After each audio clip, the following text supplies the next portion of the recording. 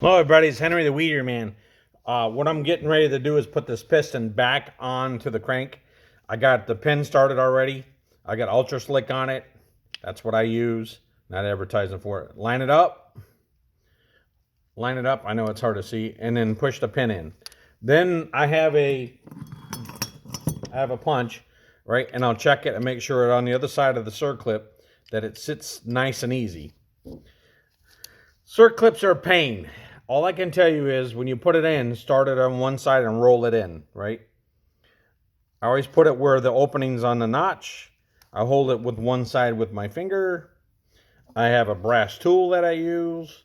I'll get down on it and it's got a flat edge on it. And I'll push it in gently.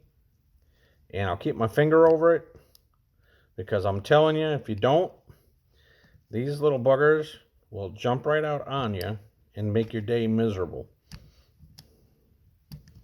And I have lost them in the shop. And I have spent hours trying to find it. I have collected them over the time. And you don't want to get the wrong clip in the wrong spot. Or think you got the right size. And you don't. Because it will come out.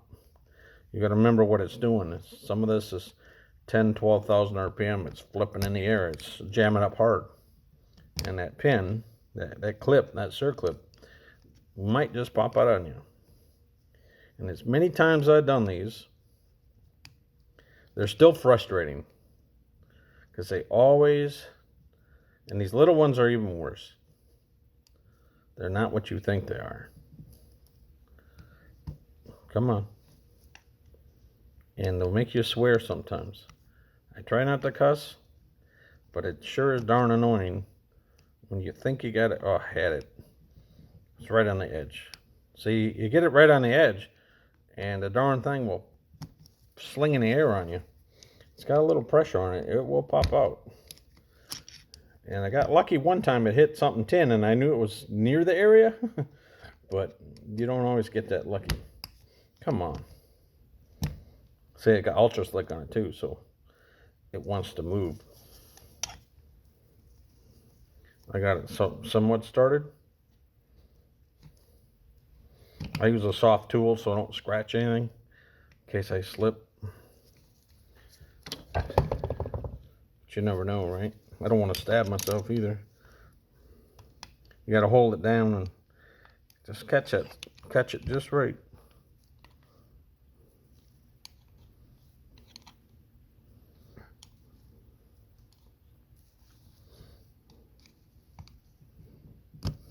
Come on.